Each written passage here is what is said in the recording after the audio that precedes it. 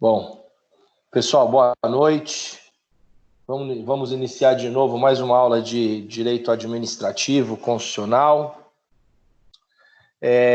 Na nossa última aula, nós ficamos de retomar de tarifa pública, né? Acredito que foi essa, se vocês estão acompanhando aí, quem acompanhou, salvo engano, a gente retomaria a partir do tema tarifa pública, né? Bom, veja que nós temos trabalhado o direito administrativo, a gente já vai caminhando já para os temas finais.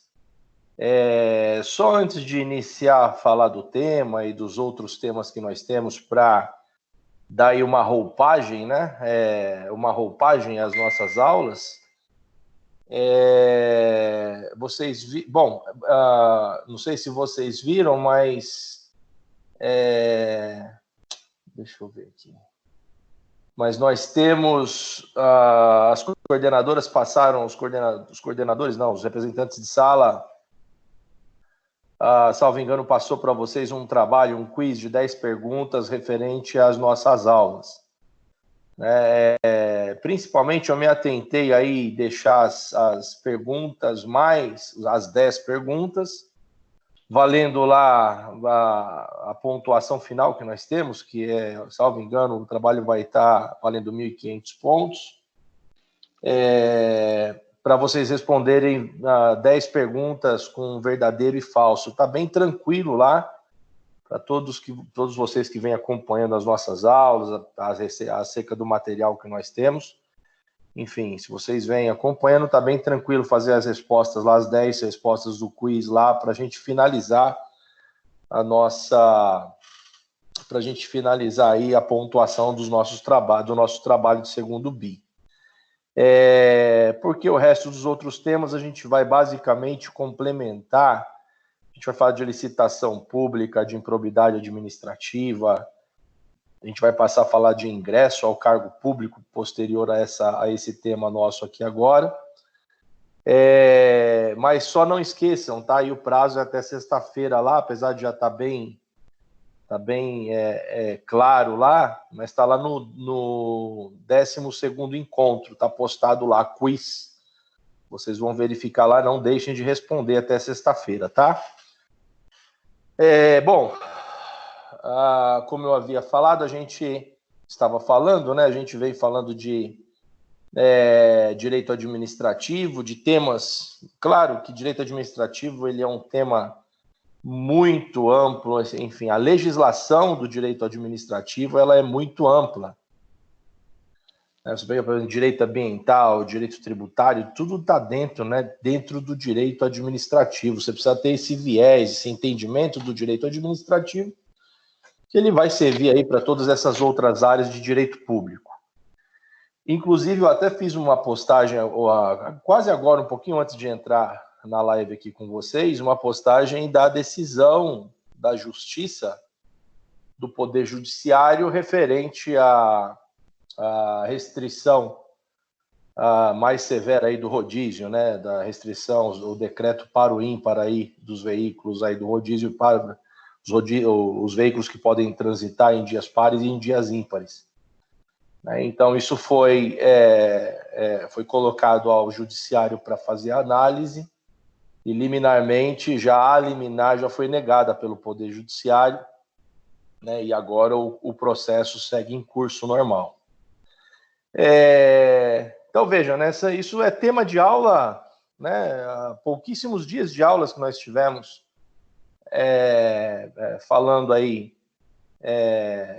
de processo administrativo, enfim, de ato administrativo, né, regime jurídico do serviço, ou seja, o próprio serviços públicos, atos administrativos. Quando nós falávamos, então, se era ou não possível, né, quando que havia o controle pelo Poder Judiciário a respeito de um ato de mérito, né, e aí nessa decisão, enfim, nessa questão específica, eu até publiquei lá dizendo, inclusive, que eu iria abordar esse assunto hoje aqui para vocês verem, fora outros, né? Mas como tá tendo muito debate em cima disso, tendo aí a finalidade que é evitar aglomeração, né? Não obstante seja um ato de mérito administrativo, mas me parece que a finalidade não foi alcançada, né? E qual que era a finalidade do mérito? Era exatamente evitar aglomeração, né? Então, se a finalidade não foi atendida ou não foi alcançada, mesmo diante de uma análise simplista de que parece ser aí de competência do governador e do prefeito, né? Enfim, suas competências típicas, aí o decreto sobre a restrição mais severa do rodízio. Mas será que dentro dessa competência, ou seja, dentro dessa legitimidade, não haveria possibilidade de discussão sobre a finalidade do ato, ainda que esteja dentro da competência, da legitimidade do prefeito, por exemplo, né? Então, foi submetido ao Poder Judiciário, o Poder Judiciário negou, né, a liminar, e vai ainda agora, ou seja, o processo segue em curso normal. Então, aqui a gente discutiu bastante, né, nas aulas, quando nós falamos de mérito administrativo, que o Poder Judiciário ele só pode rever um ato que esteja dentro do mérito, ou que seja um mérito administrativo, desde que haja ilegalidade, desvio de finalidade, enfim. Me parece que é um caso a ser refletido aqui. Pois vocês entram lá no artigo, quem tem meu Facebook para facilitar quem ainda não viu, dá uma olhada lá. Se quiser, comentem também, é bacana fazer interação. Ao mesmo tempo, faça análise sobre essa ótica agora de tudo que, né, pelo menos da matéria que a gente já teve. Eu acredito que a gente consiga fazer aí uma boa análise, né, desse caso em específico. Tá? Então, só coloquei essa situação para fins de curiosidade, para quem tem interesse aí, né, na matéria em específico, veja que isso a gente vive todos os dias, direito administrativo. Tá bom? Bom, alguma pergunta? Alguém tem alguma dúvida, questão sobre esse caso? Que queira perguntar? Então, beleza. Vamos em frente, então, na nossa matéria, que é tarifa pública. Pessoal, nós falamos, e a gente vem falando sobre delegação de serviços públicos, em especial concessão pública, né? A gente tem aqui os instrumentos de vinculação entre poder público e a iniciativa privada, em que o artigo 175 da Constituição, a Lei 86, a Lei 8987, que estabelece o marco das concessões, né? Falamos de princípios, falamos, enfim, né, das especificidades de cada instrumento, de cada instituto jurídico desse, em especial aquelas questões que geraram grandes repercussões de reflexão, quando então o STF decide, né, que permissão não é ato administrativo, que permissão é ato contratual, né? Ou seja, inovando a ideia de todos os doutrinadores, do que a doutrina ensinava anteriormente sobre permissão, e que permissão era ato administrativo. Então vem a Constituição, e a Constituição inova, não só estabelecendo, né, essa nova conceituação, né, como fins de análise de que passa a permissão ser um ato contratualizado, mas também que ela precede de licitação pública. Falamos que ainda que seja um ato contratualizado, ela ainda assim permanece sua precariedade, não trazendo segurança jurídica, né, à iniciativa privada, e é por isso que acabou caindo no desuso quanto à delegação de serviços públicos. Tá? Exatamente porque ela não traz o que é primordial para o empresário, que é a segurança jurídica. Se o empresário ele não tem segurança jurídica, ele não vai se meter a besta em contratar com a administração pública, principalmente porque os contratos administrativos, né, se impõem a supremacia do interesse público sempre. Ou seja, não existe aqui o princípio da igualdade, aqui sempre a administração pública tem maior força nos contratos administrativos, né? Como nós demos o exemplo que na permissão, por exemplo, ainda que haja um contrato administrativo, a administração pública pode romper, né, um contrato administrativo de forma unilateral, que essa precariedade, essa sensibilidade no que tange a essa quebra de contrato, né, estará, né, disposta na permissão, né, no contrato administrativo, na permissão. A autorização ainda mais precária, quando então nós falamos que a autorização agora ainda permanece como um instituto a ser estudado na delegação, no tema delegação de serviços públicos, porém, a autorização agora ela não se presta mais, né? A autorização, diferentemente da permissão, que ainda é utilizada para fins de delegação de serviços públicos, mas caiu no desuso, a autorização ela já não se presta mais a ser utilizada para fins de delegação de serviços públicos. Nós falamos que, então, ela... Eu peço a vocês que desliguem aí o microfone de vocês, por favor. Eu vou colocar no mudo aqui. Meu pai tá fazendo um negócio aqui, filho.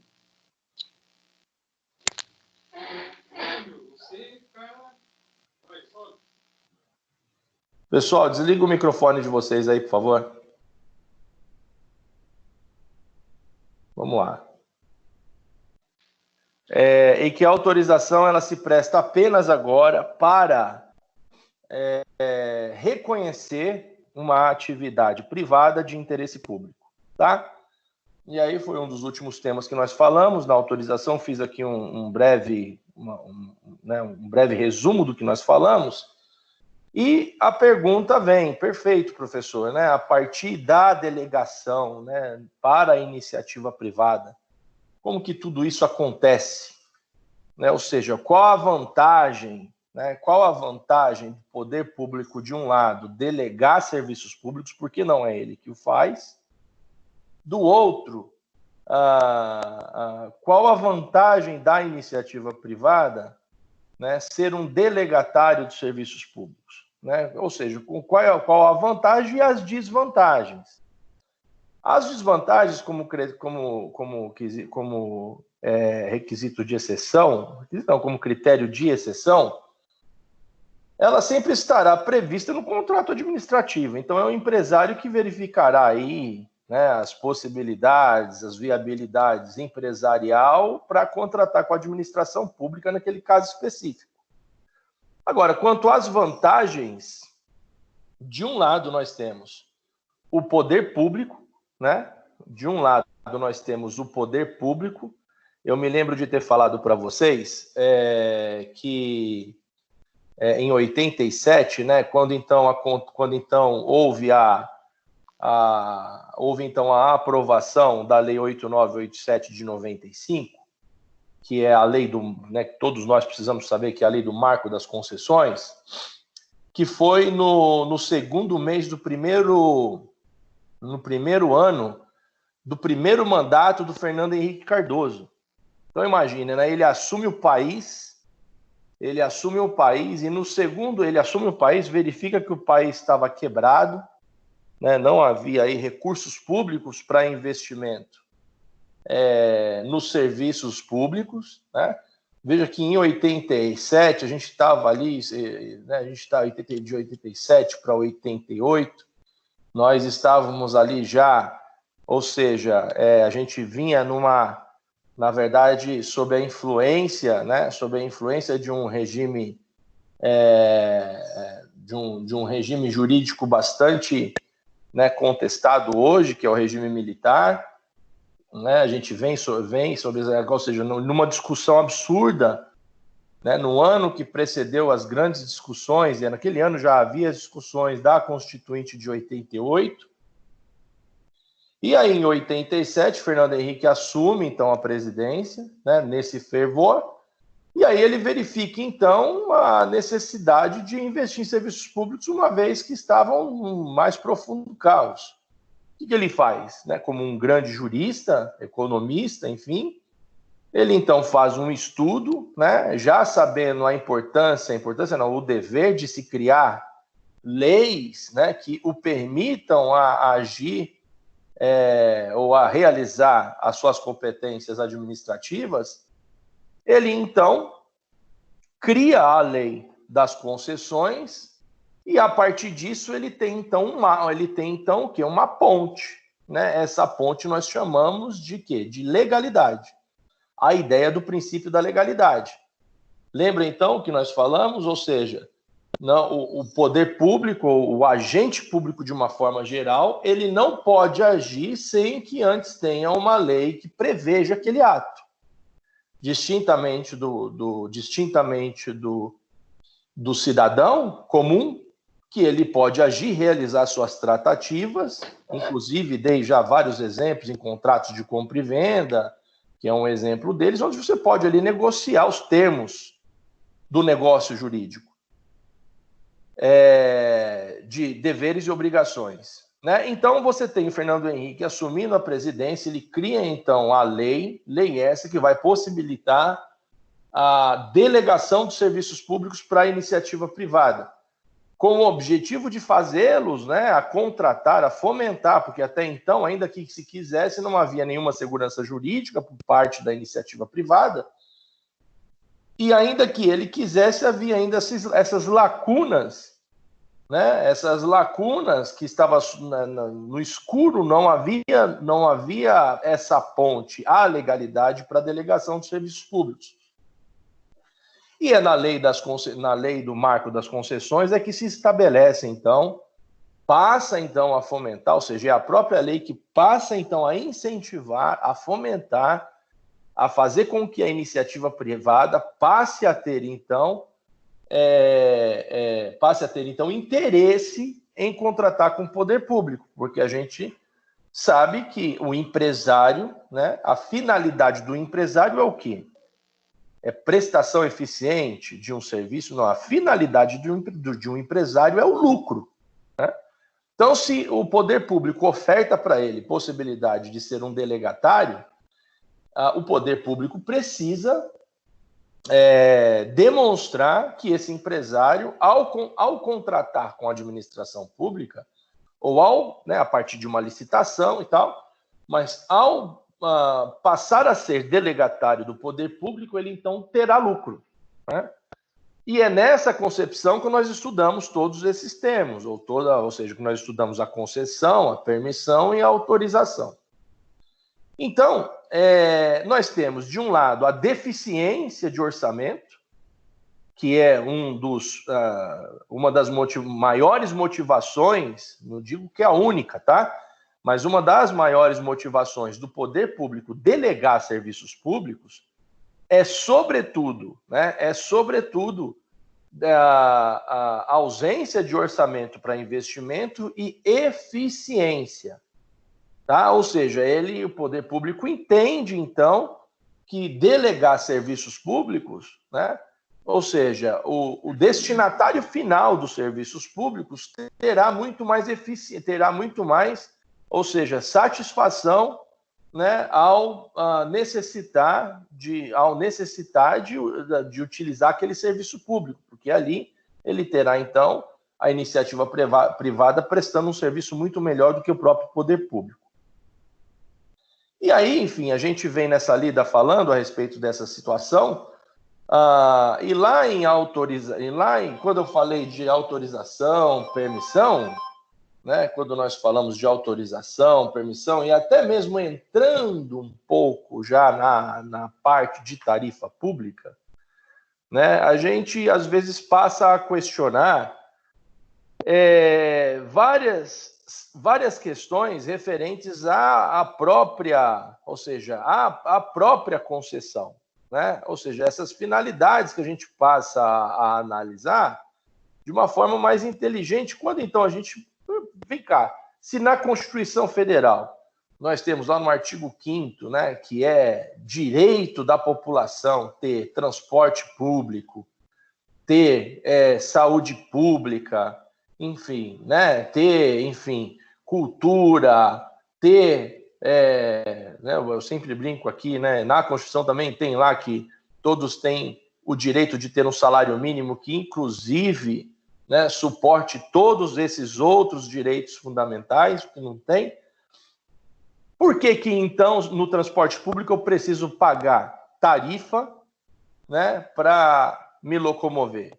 Por que que quando eu vou para as vias, vou viajar, eu preciso pagar pedágio, que ali é uma tarifa também, né? Por que que eu preciso pagar pedágio? Bom, diferentemente do pedágio, nós temos o serviço público, de saúde, mas nós temos o serviço público de saúde e o serviço público privado, né? Que são lá, são os convênios, enfim. Então a gente passa a questionar, né? E é nesse tema que a gente entra especificamente, para passar exatamente a fazer uma reflexão sobre tarifa, né? Até que ponto a tarifa ela é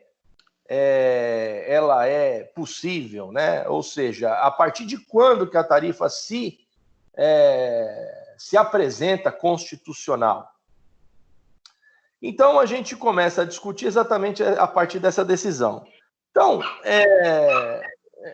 pessoal, por favor, dá uma olhadinha aí, porque eu não estou conseguindo aqui desligar o microfone de ninguém. Deixa eu ver, não estou conseguindo.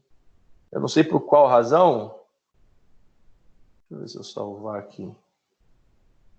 Deixa eu retornar, porque tem um pessoal que entra e não desliga o microfone, eu não consigo fazer nada também. Agora foi. Então a gente passa a questionar esse instituto. A partir da tarifa pública, aí por último nós falamos o seguinte, que o que atrai, né, o empresariado é o dinheiro, é o lucro, né? E o empresário, depois que ele investe, lembra que eu falei, o que nós já aprendemos, né, na concessão, o primordial é que o empresário tenha tempo, né? Ou seja, a ideia principal da concessão, que justifica a concessão, é a necessidade, ou seja, que impõe a concessão para o poder público e a contraprestação da concessão para a iniciativa privada, é que o empresário invista no serviço público, porque senão não há razão de ser da concessão, né? E com isso, então, crie-se a eficiência. Mas para o empresário investir, ele precisa de um longo tempo, uma vez que tarifa é sempre pequena, né? Imagina relativamente, né? Aqui relativamente.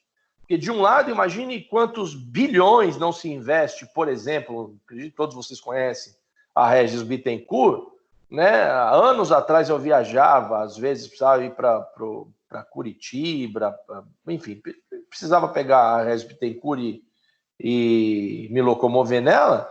Era triste, né? Era cheia de buraco, enfim. Hoje é um tapete. Inclusive, para ir para Peruíbe, por exemplo, tem um túnel agora. Veja quantos bilhões eles não investem ali. E por qual razão que a iniciativa privada faz isso? Exatamente, ela coloca pedágio e, por meio das tarifas, ela vai, né, amortizar o que ela investiu e, depois de amortizado o que ela investiu, ela vai ter lucro, né? Ela vai ter lucro. Para o cidadão, isso é um absurdo, né? Do ponto de vista do Estado, eles têm ali, então, o aprimoramento do serviço público. Do ponto de vista do cidadão, é bom, até o ponto em que precisa pagar pedágio. E daí a questão vem, se eu já pago tributos dos mais diversos, aliás, o Brasil é um dos países que mais existem tributos, né? Ou seja, que mais existem impostos, além de eu pagar imposto, ainda tenho que pagar tarifa para me utilizar de uma rodovia, por exemplo, né? Essa é a discussão. Tem que pagar tributo ainda assim? E aí vem, obviamente, as grandes discussões jurídicas dizendo o seguinte, que tarifa não é tributo, né? Se a gente olhar lá no artigo 5º e no artigo 145, você vai ver lá no artigo 5º no artigo 5º do Código Tributário Nacional, por exemplo, vai falar o seguinte, que os tributos são, né, quais são as espécies de tributos que nós temos? São os impostos, as taxas, as contribuições de melhoria. Né? Então, nós temos 3 tipos de tributos expressamente que consta lá do artigo 5º do Código Tributário Nacional. Impostos, taxas e contribuições de melhoria. Ou seja, a tarifa não está aí. Né?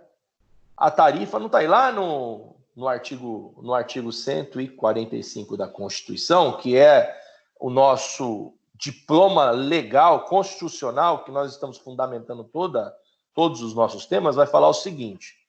Lá no artigo 145 da Constituição Federal, aqui para justificar as tarifas, tá? Lá no artigo 145 da Constituição Federal, vai falar o seguinte: a União, os estados, o Distrito Federal e os municípios poderão instituir os seguintes tributos, tá? Impostos, inciso 1, impostos, taxas. As taxas, elas vão falar o seguinte: em razão do exercício do poder de polícia ou pela utilização efetiva ou potencial de serviços públicos específicos e divisíveis, prestados ao contribuinte ou posto à sua disposição. Tá? Aí começa uma grande discussão se pedágio é tarifa ou taxa. Tá? É tarifa ou taxa. E aí ela cai, a tarifa cai, né? Ou seja, aliás, a tarifa deixa de ser taxa porque ela não consegue ser divisível, né? Não consegue se dividir, ou seja, dizer quantos contribuintes ou quantos pagadores, né, de tarifas transitam pelas rodovias. Isso depende muito. Então, ela cai, já não atende, já não se acopla a essa roupagem constitucional. Por isso que, né, o pedágio ele não é considerado taxa e sim tarifa, porque é uma outra subespécie, né, talvez de tributo que possa ser eventualmente legislado amanhã ou depois, mas ela não é considerada, tá? E, por fim, né, no inciso 3º, vai falar contribuição de melhoria, decorrente de obras públicas, né? Que em direito tributário a gente sempre fala, né, como é que fica, quer dizer, então, que se você pode se estabelecer contribuição de melhoria sobre, por exemplo, você mora em um local, né, que é de difícil acesso a transporte público. Em dado momento, o poder público resolve a fazer uma obra na sua localidade e ali passa a ter, então, um metrô, né?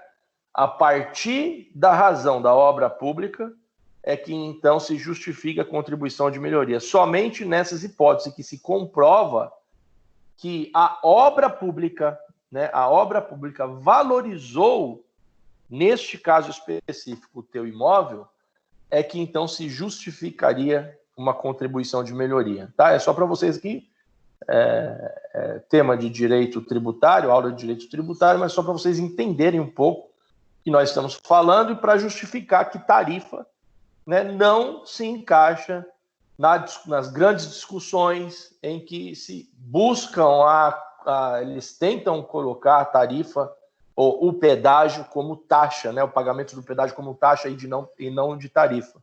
Mas não consegue eles não conseguem atender os requisitos para que então passe o pedágio a ser considerado taxas.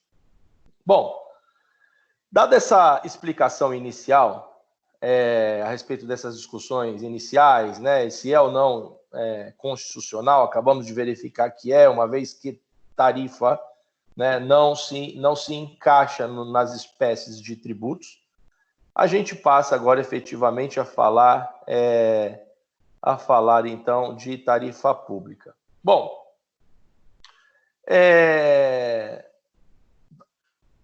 quando a gente vai no artigo, a gente passa a falar política pública tarifária, né? É o primeiro tema que a gente passa a falar, e aí coloquem aí essa observação como tema que nós vamos falar. A gente passa a falar, então, política tarifária. A política tarifária ela vai estar estabelecida lá no artigo 9º da lei, qual lei? 8987, que a gente sempre estuda. Então, o que lá vai estar estabelecido? Vamos dar uma lida, 89 e 87 da lei. O artigo 9º vai falar o seguinte. 10º. Vamos lá. Está bem expresso, como eu sempre falei para vocês, importante, muito importante vocês acompanharem fazendo a leitura da lei, porque vai estar expresso lá, artigo 9º. Né? No artigo 9º vai estar lá, capítulo 4 da política tarifária. Tá?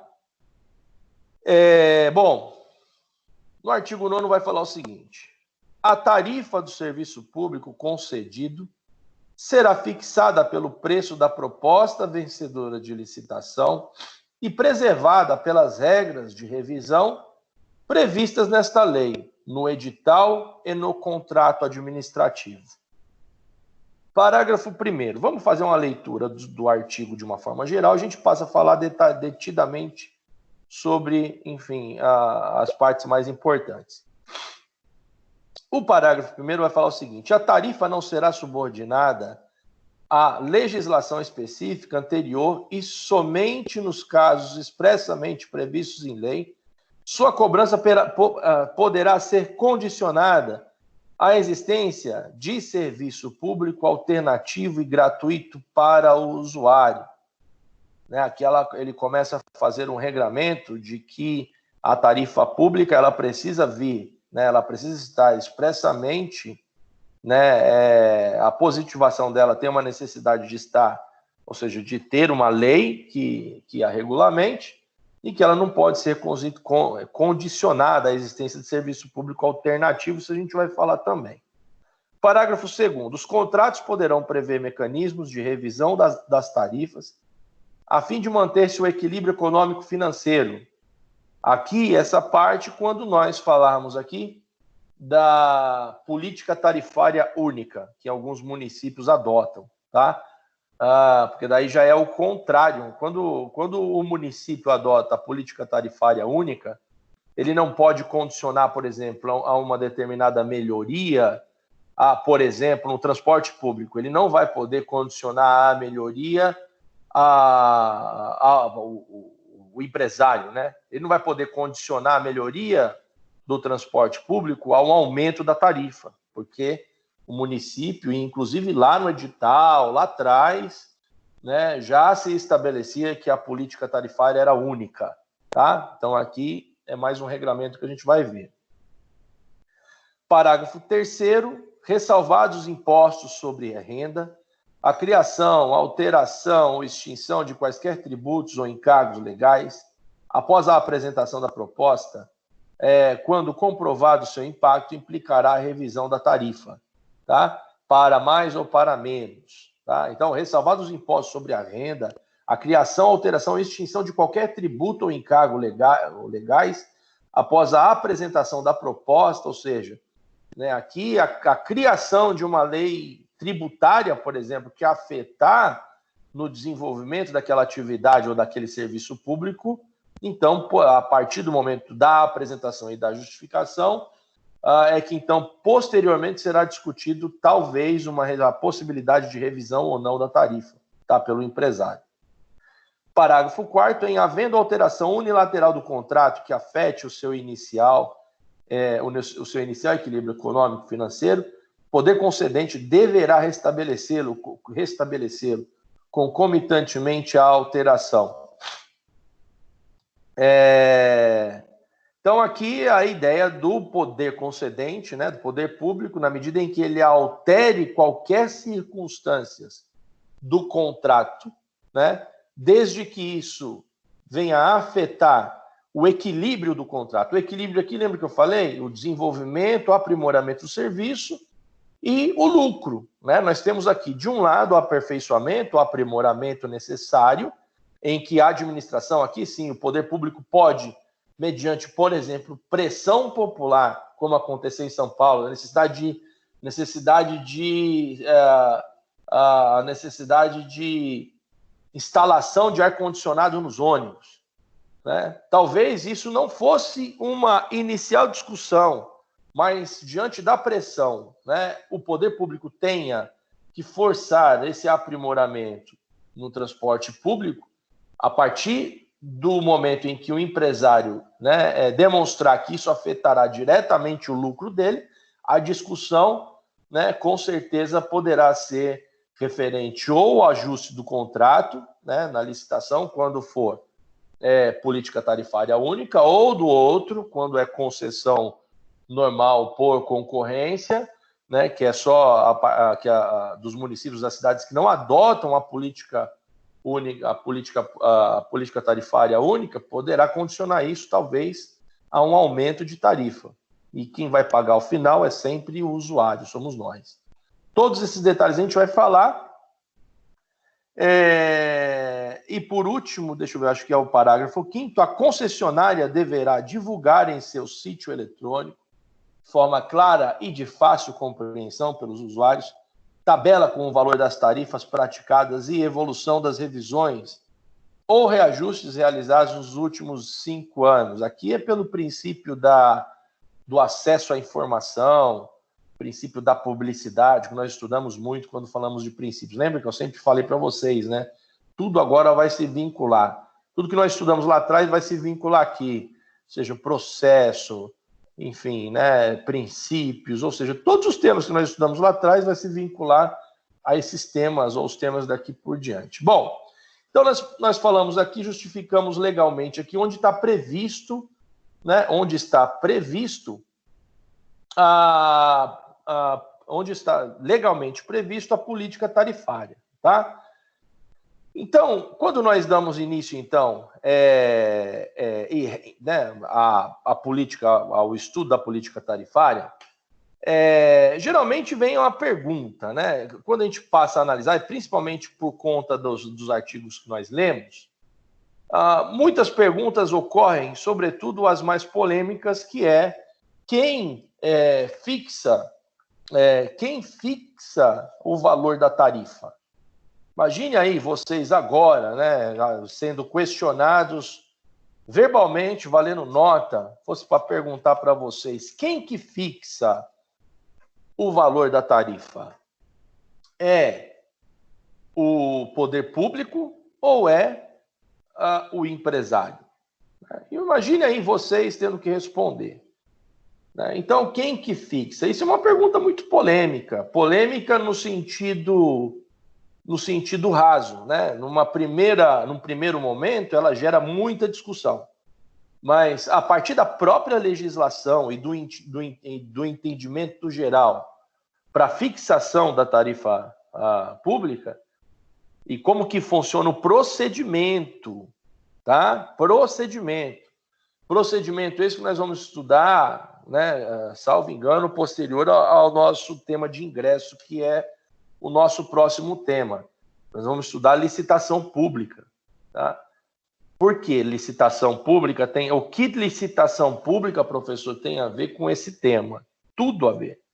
Porque se você ler lá no artigo 175 da Constituição, e se você ler no artigo 2º da Lei 8987, vai falar o seguinte, olha só, já estamos na lei, então já vamos aqui já pegar. Na lei 8987, Marco das Concessões, vai falar o seguinte, cadê? Concessão. Artigo 2º, tá? Inciso 2º. Vai falar o seguinte, cadê? Concessão de serviço público. Delegação de sua prestação feita pelo poder concedente mediante licitação pública, na modalidade, como se não bastasse, lembra que a gente falou, né, de achar as distinções entre permissão e autorização, né, mediante licitação pública, na modalidade de concorrência, a pessoa jurídica ou consórcio de empresas que demonstre capacidade para seu desempenho, por sua conta e risco e por prazo determinado. Então, quando a gente volta no nosso tema e faz a questão, quem que fixa a tarifa no serviço público, professor? Então, a gente precisa entender, para começar, muitos responderiam o seguinte, quem que fixa a tarifa é o empresário. Porque se o empresário participa de uma concorrência, né, e se considerar que na licitação pública, né, o motivo da licitação pública é atingir o princípio da vantajosidade, então, o propósito da licitação na modalidade de concorrência é buscar o menor valor, ou seja, o serviço mais eficiente, né, a realização de um serviço, propósito, tá? Propósito de se encontrar na licitação pública é uma empresa que oferte o melhor trabalho com o menor preço, tá? Então, e aí por isso que no procedimento licitatório, todas as empresas, no momento, na etapa de habilitação, o poder público, lá pela lei 8666, que é a lei da licitação, a gente vai estudar muito essa lei, o poder público ele vai analisar a saúde financeira de cada empresa, capacidade técnica, por meio de laudos, né? De atestados de capacidade técnica, que a empresa vai oferecer, vai demonstrar para o poder público que ela tem capacidade jurídica, contábil e técnica para a realização daquele serviço.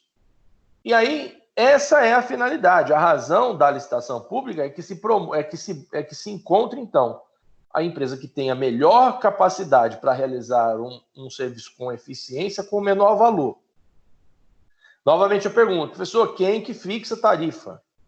Então, se na concorrência a empresa é a empresa que oferta o menor valor, e se essa empresa geralmente é a empresa que é classificada para ser a mais nova concessionária, então é a empresa que fixa o valor da tarifa, né? É a empresa que fixa o valor da tarifa e não o poder público, porque é ela que ofertou. O poder público só vai chancelar. Opa! Agora vem uma questão, um detalhe. O poder público só vai o quê? Chancelar. Por isso da necessidade ou seja, do conhecimento de processo, de conhecimento de licitação, porque imagine que dentro do poder público 90% de todas as tratativas, necessidades a serem atendidas dentro do poder público é por meio de licitação pública. Então, quando a gente chegar em licitação pública, a gente tenha bastante atenção, porque isso vai dar uma roupagem intelectual a tudo isso que nós estamos falando. Então, na licitação pública, enfim, imagine então, o colega responde, o empresário, e ele sustenta que é o empresário por conta desse álibi, né, por conta dessa situação. Se é a empresa que oferta o menor valor, é lógico que é ela que fixa a tarifa pública, tá? Porque, enfim, foi ela que foi a classificada, é ela que ofertou. Se ela poderia ou não ofertar, ela poderia, por exemplo, sair da licitação, né? Então, se ela ofertou, o poder público abraçou, é ela que está ali, naquele momento, estabelecendo o valor da tarifa, mas não é. Seria bem possível a resposta que a tarifa pública é estabelecida, né, estipulada pelo empresário, mas para aqueles que não conhecem do procedimento de licitação, do qual nós passamos a falar agora, para contestar o colega que eventualmente entendeu, né, ou do colega que talvez tenha respondido que é um empresário que fixa o valor da tarifa. Na licitação pública, na modalidade de concorrência, é no julgamento, então, que se descobre a melhor proposta, ou a proposta mais vantajosa. Então, o pregoeiro, ele está ali buscando a proposta mais vantajosa, né? Os olhos deles estão na proposta mais vantajosa. E qual a razão? Exatamente para atender o princípio da vantajosidade, está lá na lei 8666, né? Então, a gente tem aqui o pregoeiro focado, né, na proposta mais vantajosa. Mas, quando que acontece? É no julgamento. Na etapa de julgamento é que ocorre, então, a martelada. É na fase de julgamento que o pregoeiro dá a martelada. Essa é a proposta mais vantajosa, porque ele estabelece um pequeno período, sei lá, tipo, se for uma concorrência, agora a tendência é ser tudo pregão eletrônico, mas se for concorrência, né, por meio do pregão eletrônico, por exemplo, há uma pausa entre uma proposta e outra em que o pregoeiro fala, olha, a partir dessa proposta, todos os licitantes têm até 10 minutos para cobrir essa última proposta. Então, em 10 minutos, o empresário está ali fazendo cálculos, né? Então, todos os empresários estão dizendo, será que eu consigo e tal? E faz cálculo daqui, faz cálculo dali e tal. Então, eles vão fazer cálculos para saber se aquela menor oferta pode ser coberta por ele. Considerando que, se ele cobrir, ele vai ter que cumprir tudo aquilo do edital, né? Investimento, enfim, permanecer pelo tempo que a concessão se estabelece. Então, a partir desse momento, é na etapa de julgamento que se bate o martelo. Mas essa etapa acontece em que fase, professor? Em que fase essa etapa acontece no processo de licitação, no procedimento licitatório? Nós temos um processo de licitação, nós vamos só dar uma pincelada, né? Nos processos de licitação, a gente tem as fases, né, do processo. A primeira fase do processo licitatório é o edital. Lembrem-se sempre, já antecipando a matéria, lembre-se sempre que aqui o objetivo é contrapor o colega que respondeu, que é o empresário, que estipula a tarifa pública. Então, o primeiro passo do processo licitatório é o edital.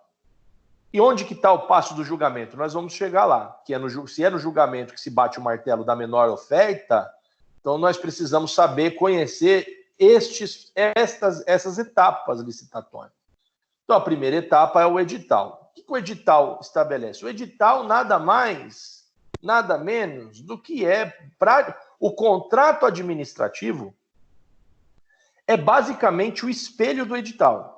Então, quando na etapa licitatória, o edital, quem lê o edital está basicamente lendo o que vai ser o contrato administrativo. Caso aquele empresário venha a ser considerado como vencedor, ele vai assinar basicamente um espelho do edital. Então, no edital, vai ter lá basicamente todos os deveres, obrigações, as especificidades, o que se exige, o que não pode, as vedações legais, tudo vai estar no edital. A exemplo de um concurso público, vai estar sempre lá no edital quais são as condições, tá? Então, essa é a primeira etapa. A segunda etapa, aí é a etapa da habilitação. A habilitação é quando vai se analisar a saúde financeira, ou seja, a habilitação, de uma forma geral, analisa, sob o ponto de vista jurídico da empresa, ponto de vista jurídico, ponto de vista contábil e do ponto de vista financeiro. Tá? Ponto de vista jurídico, contábil e financeiro. Jurídico vai ter diversas questões, sobretudo, diversas exigências, sobretudo a capacidade, né, prestação de garantias eventualmente, a saúde financeira da empresa, vai estar tudo ali. Contábil para ver se a empresa está em dia com todos os tributos, né, se não deve ninguém. E jurídico, exatamente, é o que se estabelece como, enfim, se a empresa vai atender juridicamente todos os requisitos do edital. É a fase da habilitação. E aí chega a fase do julgamento.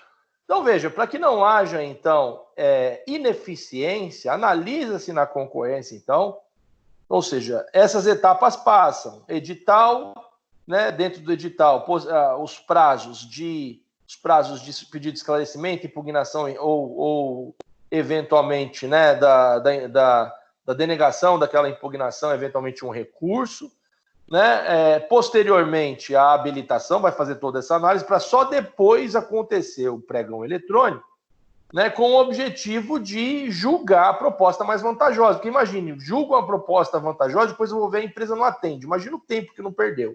Então já verifica se a empresa atende tudo, se está tudo ok, para depois verificar, sabendo então o poder público que, se julgar a melhor oferta ou a melhor proposta ali, certamente ela estará diante do próximo concessionário. A não ser que, posterior à decisão, né, daquele julgamento, do julgamento em que se estabelece a empresa vencedora, um concorrente entre, por exemplo, com um processo administrativo dizendo que aquele preço ofertado ele é um preço inexequível. né, que, enfim, por diversas demonstrações e provas, o concorrente, então, que ofertou uma proposta maior, está dizendo que aquele que ofertou a proposta menor não vai conseguir cumprir os termos do edital ou do contrato administrativo, uma vez que aquele preço é inexequível. Se isso for configurado, o que acontece? Desclassifica esse indivíduo e classifica este que alegou. E aí outros poderão alegar, desde que ele se sustente, ele conseguiu então, né? Ele conseguiu então desclassificar, fazer cair o primeiro lugar, porque ele sabia que viria em segundo.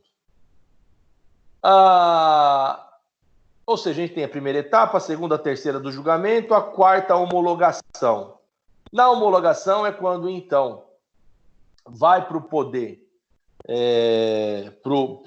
vai, então, para o poder hierárquico superior, né? Para o superior hierárquico, para que ele, então, ratificar aqui concorde com tudo o que foi feito, e ele, então, mete a canetada dele, dizendo, então, que ele, que de fato o edital, o processo, o procedimento atendeu a todos os quesitos legais e que, então, se adjudique o objeto à empresa declarada vencedora. Quando ele fala isso, que se, então, adjudique, né, o objeto à empresa vencedora, não obstante tenha sido o menor valor ofertado pela empresa, mas quem está dando a canetada final é o poder superior hierárquico, é ele que está falando, então, que se então adjudique o objeto licitado. Então, a assinatura última, estabelecendo a tarifa ofertada, é do poder concedente e não do empresário, porque ele poderia ali questionar também, né, e até pedir diligências com o objetivo da eficiência, enfim, do serviço público. Então, o que nós temos aqui? A resposta, então, em relação quem fixa o poder, quem fixa, né, a tarifa na concessão pública, então nós já temos aqui, com fundamentos legais, teóricos, de que não é a empresa, né, que fixa a tarifa numa concessionária ou numa concessão, e sim o poder concedente, uma vez que no processo licitatório, aí a gente vai estudar nos termos da Lei 8666 quanto aos procedimentos, né, na etapa de homologação é quando, então, a autoridade superior hierárquica, né, ratifica o processo administrativo, então, requerendo, então, que se adjudique o objeto licitado.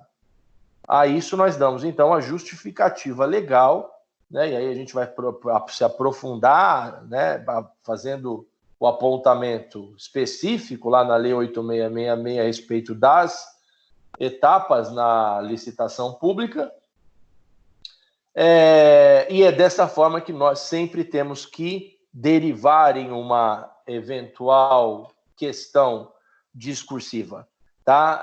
Então, a gente, não obstante o empresário, né, na partir da licitação, oferte o menor valor, mas quem efetivamente fixa a tarifa na concessão é o poder concedente em razão da fundamentação legal, principalmente nos termos lá das etapas da licitação pública da Lei 8666.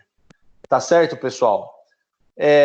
Alguma questão até aqui? Alguém quer fazer alguma pergunta? Qual é a perguntinha? Fale. E uma tarifa, vamos supor, o cara venceu o leilão, começou a colocar em prática lá o serviço, seja lá qual for, e em um dado momento tem um ajuste de tarifa, vamos supor que é IGPM da vida, eu acho que deve ser PCA hoje em dia, enfim. O poder público pode subsidiar uma tarifa para o usuário não ficar muito onerado, no caso, ou não? Para o usuário sempre vai ser para ele, né? Na verdade, assim, porque lembra que eu acabei de falar, existem duas situações aqui. Nós temos aqui duas situações, e aí a gente já vai passar a falar sobre a segunda agora. Nós temos, de um lado, a política tarifária, tá? Do outro, nós temos a política tarifária única. São dois institutos aqui. Política tarifária única. Política tarifária, ok. é o que geralmente a gente vê, às vezes, é uma briga entre poder público, o povo pressionando e tal. Na política tarifária, no contrato público, no contrato administrativo, ela prevê possibilidades, e aí eu acabei de ler lá no artigo está lá no artigo 9º, ela vai falar exatamente, Marcelo, o que você perguntou. O que ela vai falar? Deixa eu ver aqui, ó. Aqui. Ela vai falar nos artigos que dá para fundamentar. A gente vai lá no artigo 9º, parágrafo 4º, vai falar o seguinte: em havendo alteração unilateral do contrato que afete o seu inicial equilíbrio econômico-financeiro, lembra? Pessoal, o que é equilíbrio econômico-financeiro? De um lado, aperfeiçoamento, aprimoramento, do outro, lucro, tá? O poder concedente deverá restabelecer concomitantemente a alteração. Olha no parágrafo 5º que vai falar. Não, parágrafo 5º não, para de ressalvar os impostos, rendas e tal, legais e apresentação de proposta e tal. Poderão mecanismos de revisão de tarifas, fim de manifestar equilíbrio. Desde o parágrafo 1º vai falar o seguinte: a tarifa não será subordinada à legislação específica anterior e somente nos casos expressamente previstos em lei, sua cobrança poderá ser condicionada à existência de serviço público alternativo e gratuito, tá? Aqui ele está vedando possibilidades. No parágrafo 2º, os contratos poderão prever mecanismos de revisão das tarifas, a fim de manter-se o equilíbrio econômico-financeiro. Todos esses fundamentam o teu pedido, a tua questão, dizendo da possibilidade disso, ou seja, da possibilidade de ser transferido essa diferença, né, ou esse prejuízo do lucro da iniciativa privada ser transferido, o equilíbrio econômico-financeiro, que é exatamente por conta do aumento, que seja exatamente na afetação do equilíbrio econômico-financeiro, ser repassado para o usuário. E aí no parágrafo 4º, em havendo alteração unilateral do contrato que afete o seu inicial equilíbrio econômico-financeiro, o poder concedente deverá restabelecer concomitantemente a alteração. E no 5º, a concessionária deverá divulgar e tal, aqui ele vai falar. Mas, ou seja, a própria legislação aqui, ela estabelece as formas como se dá a tarifa, a política tarifária, ao mesmo tempo, e aqui a gente vai ver as nuances, quando ele fala, por exemplo, aqui, ó, em havendo no 4º, né, em havendo a alteração unilateral do contrato que afete seu inicial equilíbrio econômico-financeiro, o poder concedente deverá restabelecer-o concomitantemente. Esse parágrafo 4º, ele vai justificar a política tarifária única, em que o município não pode estabelecer no contrato possibilidades de revisão desse contrato para ser transferido ao usuário. O que pode acontecer, e aí já antecipando um pouco a pergunta que eu faria lá, é exatamente o contrato estabelecido. A única diferença é que eu vou falar como que se dá a concessão, né, na política tarifária única, né, naquelas cidades que adotam a política tarifária única. Mas nesse caso, só para dar um breve, para responder objetivamente, a gente retoma com mais detalhe, nesse caso existe lá no contrato a vedação de se transferir ao usuário a obrigação de pagar ou de ressarcir ou de trazer o equilíbrio econômico-financeiro daquele contrato, independentemente de qualquer circunstância. O que vai acontecer, se de repente for uma pressão popular, e aí é uma vontade política, o poder público vai negociar com o empresário vai realizar o aprimoramento, e naquele tempo longo que a gente falou, o empresário, por exemplo, pode combinar com o empresário, ou o poder público pode combinar com o empresário a forma de pagamento daquilo que foi incrementado, daquilo que foi aprimorado. Contrato, sei lá, o contrato vale 40 milhões e houve uma alteração unilateral pelo poder público aqui. Essa alteração unilateral significou, vamos supor, teve que colocar no transporte público local, sei lá, 30% da frota tem que ter elevadores, né? vamos supor que esse gasto de aprimoramento equivaleu, sei lá, 2 milhões de reais para a instalação de elevadores nesses 30%. Esse valor não vai ser transferido para o usuário. Esses 2 milhões de reais vai ser negociado entre poder público e empresário, para que, então, no contrato, haja um aditamento nesse contrato para fins de pagamento desse valor que ensejou, né, este aprimoramento. Mas a tarifa não vai mudar, entendeu? Então, aqui, quando nós temos a política tarifária única, que a gente vai voltar lá a falar. Entendeu? Ficou alguma dúvida? Consegui responder? Perfeito. Tá. Então, vamos lá. Então, a gente entendeu aqui que na forma como se dá a concessão, né, e a forma e quem estabelece, quem fixa a tarifa nesse caso é o poder concedente, né, a partir de uma menor proposta ofertada. Ao final, na etapa de homologação, o poder concedente, então, faz o quê? Dá lá a canetada dizendo que pode, então, adjudicar, que é o último ato do processo de licitação.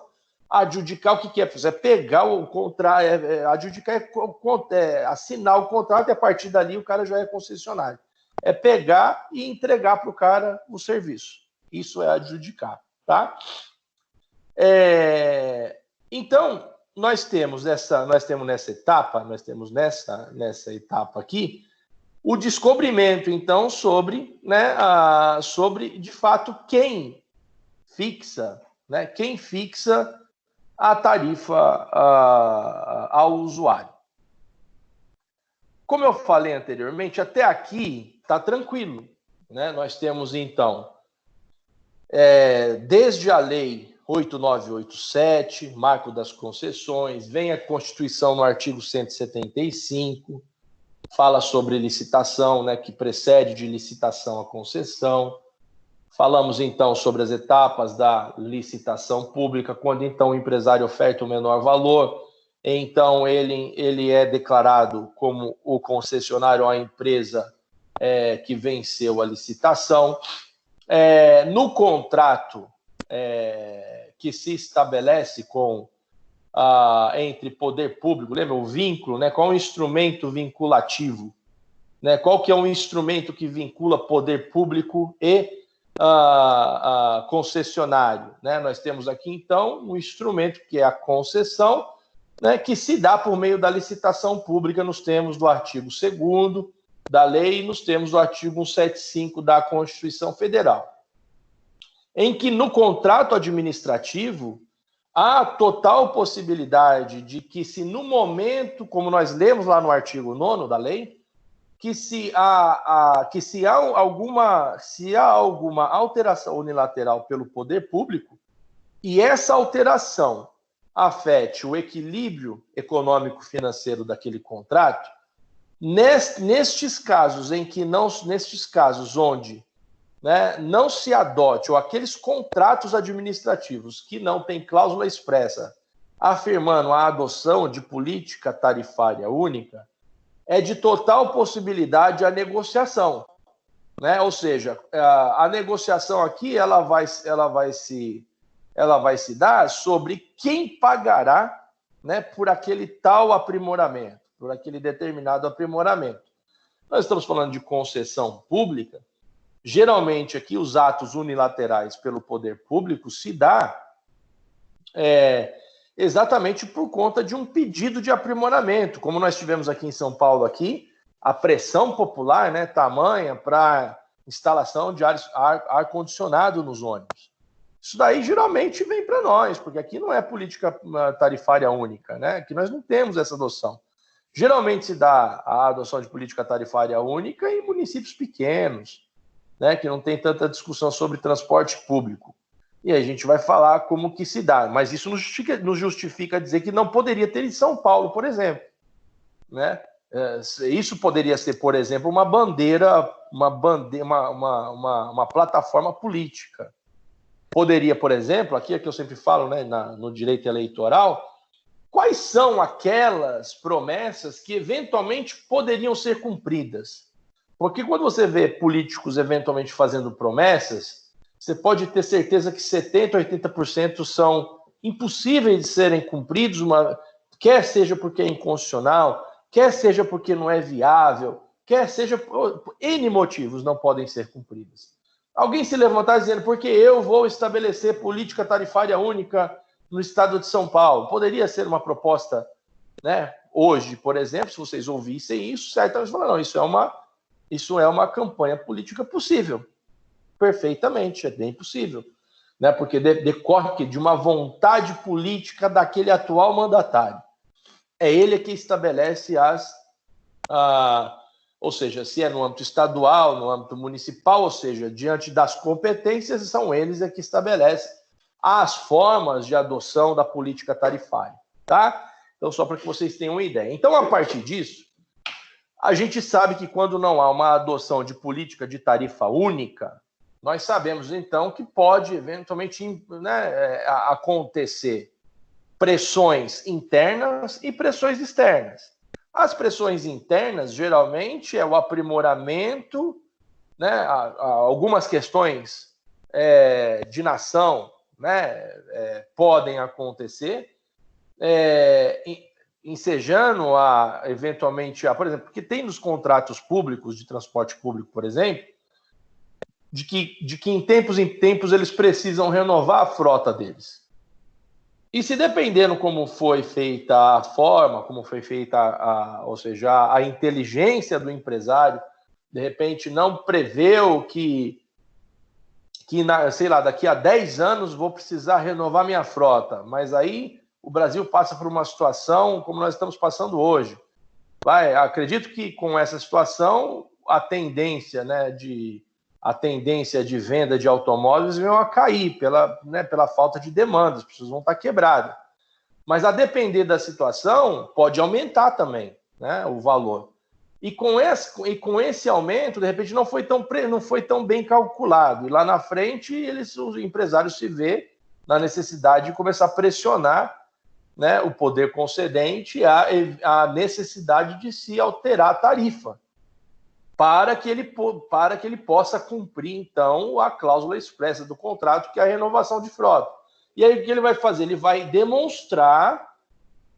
pegar e demonstrar, ele vai querer, obviamente, ele vai querer que, por álibi, né, ele vai querer dizer o seguinte, porque, olha, né, essas situações que ensejaram o aumento do valor da frota para compra não eram previstas quando nós participamos da licitação.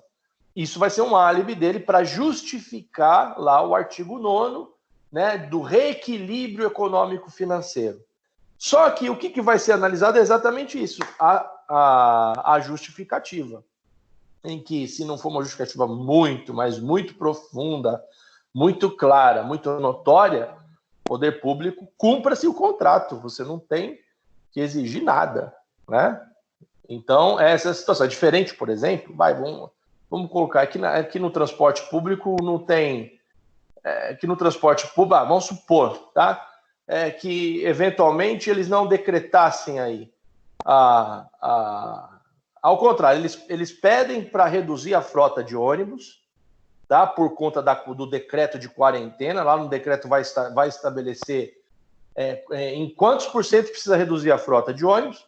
Ao mesmo tempo, eles pegam e para restringir, né? Ou seja, para ampliar o leque do isolamento social, eles pegam e decretam, por exemplo, aquilo que eu falei no início agora, decretam lá o rodízio par ou ímpar, né, dos automóveis. Só que no decreto falou que era para reduzir. Ao mesmo tempo, no próprio decreto dizendo que se ultrapassasse uma determinada quantidade de pessoas no ônibus, ou se estiver no ônibus uma pessoa sequer sem máscara, quem vai receber a multa é o empresário. Mas aí, ao mesmo tempo, eles decretam o rodízio par ou ímpar, né, fazendo, né, ou seja, forçando com que a população deixe seus carros em casa e aumente a procura, né, a demanda no transporte público, fazendo com que os riscos desse empresário, né, tomar multa seja muito maior. né, seja muito maior. Aqui a gente tem uma discussão possível, por exemplo, de você pagar uma tarifa, né, você pagar uma tarifa por uma frota muito menor do que era previsto. Poderia ser uma... Não, estou dando um exemplo de possibilidade em que você precisa justificar, né? Uma situação como pandemia, né, que é notória, né, como vários contratos de locação estão sendo flexibilizados, o próprio judiciário já, estava vendo esses dias, o próprio judiciário já concedeu em liminar que alguns comércios, imóveis que justificarem efetivamente, né, a queda, né, do lucro, a queda né, do seu negócio quanto à questão dos lucros, isso é justificativa hábil para forçar, né, o proprietário, né, a também diminuir a locação, né? Então você tem aqui o que eu estou querendo dizer, o foco principal nisso é a necessidade de se justificar, que a justificativa, as provas sejam aptas a ensejar o reequilíbrio econômico-financeiro. E o poder público, ele é muito rígido para reequilibrar, né, o contrato do ponto de vista econômico. Ele é muito rígido, porque o poder público sempre quer, né? Ou seja, a ideia que é a vantajosidade, ele tem essa... ou seja, eles são bastante rigorosos nesse sentido. Então, se a justificativa não for o suficiente, se não for uma justificativa que se enquadre, por exemplo, baseado numa decisão judicial, ou que de fato atenda lá, né, os requisitos de motivação verdadeira, né, para reequilíbrio econômico-financeiro, o poder concedente apenas vai determinar que o concessionário cumpra sob pena de todas as penalidades. Então, aqui a gente está tranquilo e sabe que isso é possível, tá? E aí, sobre o aspecto de qual ponto que será debatido efetivamente, será sobre esse aspecto da motivação ou da fundamentação para o reequilíbrio econômico-financeiro, e que, se acontece, certamente a tarifa será reajustada e o povo vai pagar.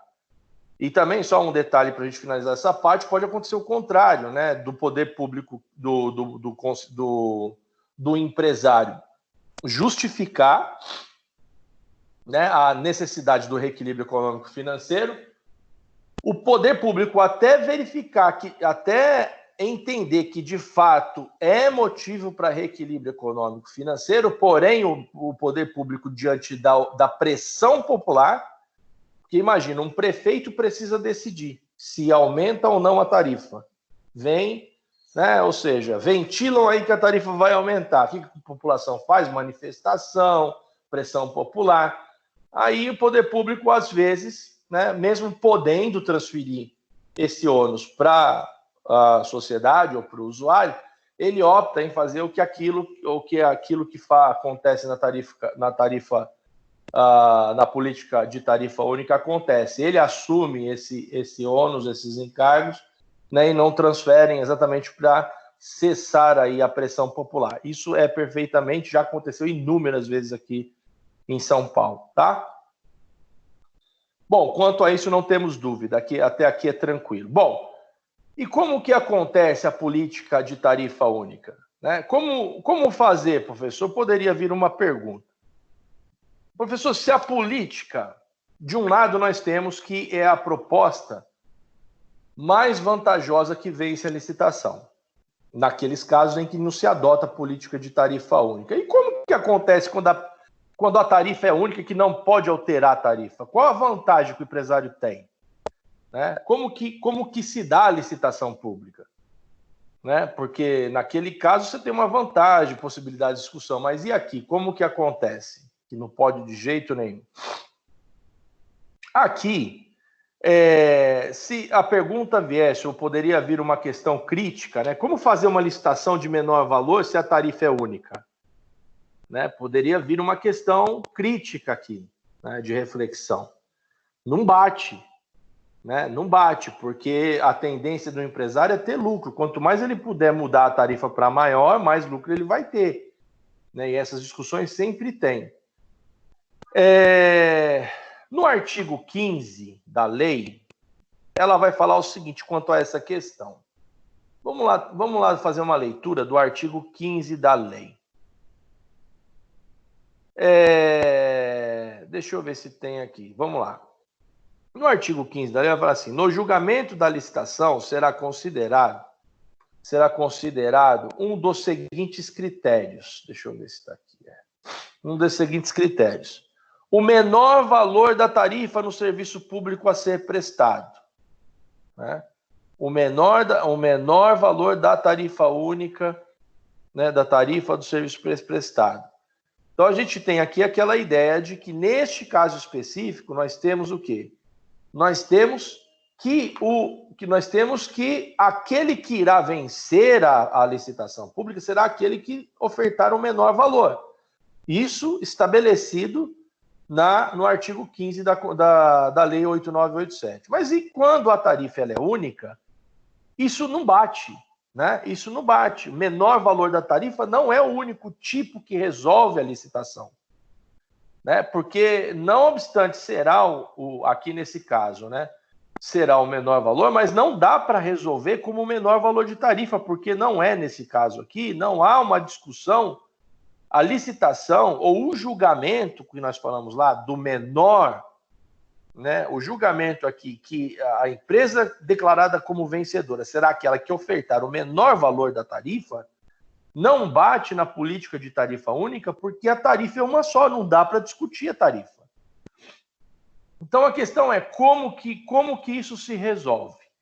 Então nós temos o artigo 15, inciso 1º, que é o menor valor, neste caso da política de tarifa única. O tipo de licitação de menor valor aqui não vai funcionar. Então, na política de tarifa única, diferentemente, façam as anotações de vocês, hein? Na política de tarifa única, diferentemente do que acontece nos casos ou nas cidades que não adotam esse regime de política tarifária, enquanto lá a modalidade de concorrência, a modalidade de licitação é a concorrência, em que se discute o menor, em que a empresa vencedora será aquela que ofertar o menor valor na licitação pública de modalidade concorrência. Na política de tarifa única, a modalidade de licitação é da maior oferta, tá? Na modalidade de política de tarifa única, tá? Vai precisar de licitação, porém, como não dá para discutir tarifa, a modalidade de licitação será o da maior oferta. Aí poderia perguntar, professor, que diabo é isso de maior oferta? Né? Como que funciona isso de maior oferta? Ou seja, quer dizer que a empresa que vencer é aquela que ofertar o maior valor? Bem isso, só que a gente vai entender os detalhes, né? Não é igual ao da concorrência, a concessão pela modalidade de concorrência. Como que acontece geralmente? Vou tentar dar um exemplo, né? Um exemplo de política de tarifa única. Suponhamos que geralmente vai acontecer pela maior oferta, ou seja, a empresa que será declarada vencedora é aquela que ofertar, né, o maior valor. E por quê? Porque nós vamos ter o poder público vendendo uma concessão, tá? O poder público ele vai vender uma concessão. Suponhamos que uma determinada cidade é ela que administra o transporte público. E é uma cidade carente, suponhamos, né? Ou talvez é a vontade política do mandatário, do prefeito, e ele decide que será, então, a política de tarifa única. Com isso, agradando a população e seu eleitorado. Então, ele decide, então, abrir uma concessão para delegar o serviço público de transporte à iniciativa privada, considerando todos aqueles aspectos de concessão, aprimoramento, investimento, tudo aquilo, com os deveres e obrigações, porém com este detalhe, política tarifária única. O poder público aqui, ele está vendendo uma concessão. Ele está pegando um serviço que ele já presta com uma tarifa estabelecida já, e ele então está vendendo essa concessão. E dizendo, quem quer essa concessão? Apresente-se, né, os empresários que têm interesse por essa concessão. Porém, né, sob o regime de política tarifária única, a tarifa é isso. Onde que vai ser discutido? Quando que o empresário tem interesse? Suponhamos que o contrato, o lance mínimo desse contrato seja 40 milhões. Tá? Seja 40 milhões de reais. E o tempo de concessão, aqui que está, o tempo de concessão é de 40 anos. Tá? Então, você tem o valor mínimo da oferta, é como se fosse num leilão, vamos colocar assim, um leilão, né? Começa com lance mínimo e vai embora. Mas aqui é concessão, porém, política de tarifa única. Então, o poder público chega e fala quem quer, né? Quem que quer essa concessão. Oferta mínima já estabelecida no edital, 40 milhões por 40 anos. E aí, no próprio edital, vai estabelecer que tem uma perspectiva, tá? No edital, existe uma perspectiva de ganho aproximada a 80 milhões durante este prazo de 40 anos. Então, você já deve imaginar que, por exemplo, você tem lá o pai e o filho, né? O filho vai olhar para o pai e falar, pai, eu que vou assumir essa bucha, né? Porque 40 anos é ano pra caramba, né? Então, você tem ali na política de tarifa única, de um lado, nós temos que a discussão não é sobre a tarifa, e sim na maior oferta. Então, quem quer essa concessão, os licitantes se apresentam, tá? E a partir dessa apresentação, você tem, então, um valor mínimo de 40 milhões de reais, com a perspectiva de 80 milhões de reais para ganho em 40 anos. Significa dizer que o licitante que irá ganhar aquela licitação será aquele licitante que ofertar o maior valor. Porque o poder público ele já estabelece. Olha, a concessão é essa. E, claro, vai ter uma pesquisa de campo de todos os empresários, eles vão analisar, fazer toda a análise técnica, né, dessa concessão. E prática, né, eles vão visitar os itinerários, vão verificar as frotas, o que está sendo estabelecido. Né? A partir disso, eles vão fazer um cálculo sobre a concessão. Essa concessão ela será levada a uma planilha para fazer todos os cálculos possíveis e inimagináveis. Né? E aquele que conseguir ter uma maior realidade dessa concessão é o que vai levar. E aí tudo vai depender do quê? Da estabilidade do empresário, né? Ou seja, a empresa do empresário precisa ter uma estabilidade, porque a gente está falando de um contrato de um longo tempo. Né? Precisa analisar todos os aspectos de saúde da empresa. Isso é um empresário que precisa verificar. Porque aqui, se considerarmos que a empresa que vai levar é aquela que ofertar a maior oferta, é aquela que, na verdade, vai começar a se aproximar, ou seja, mais ou menos da perspectiva do lucro que o poder concedente estabeleceu ali.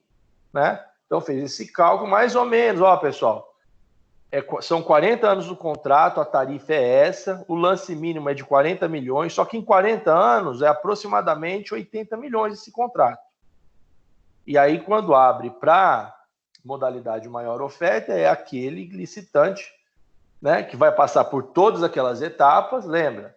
Né, onde que vai estar estabelecido essas questões? Vai estar lá no edital.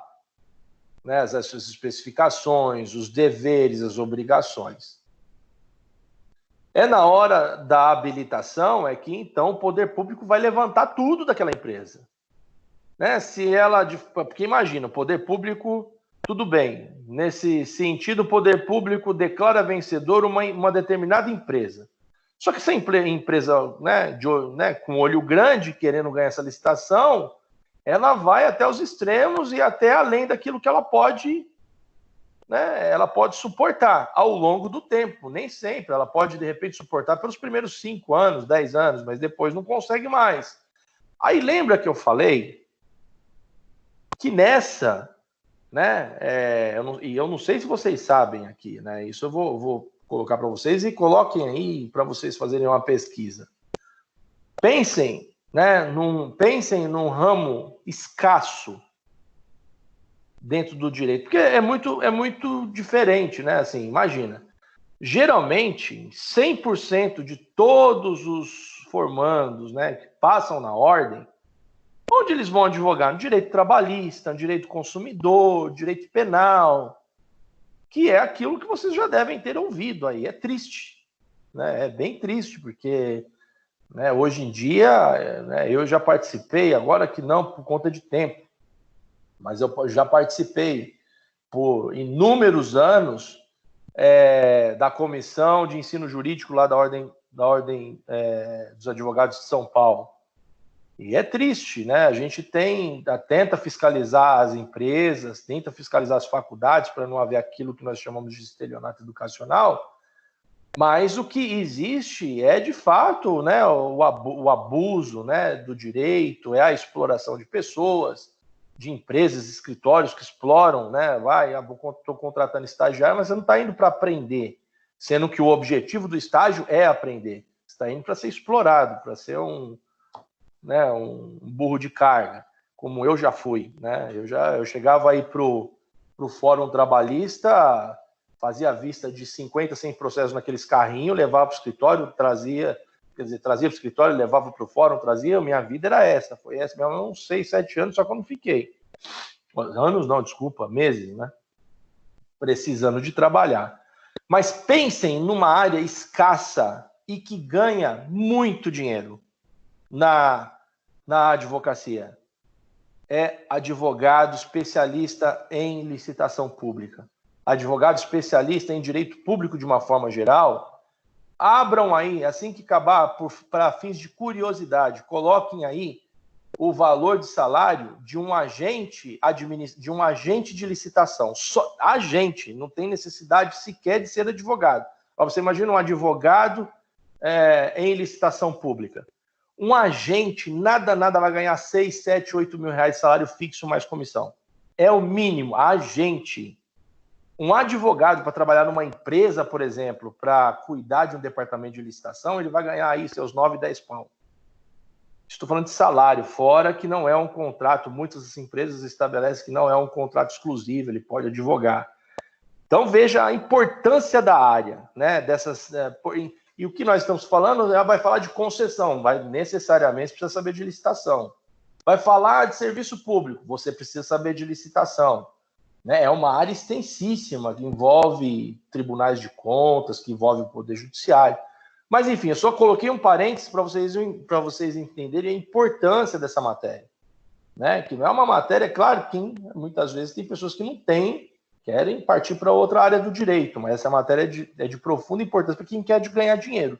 Né?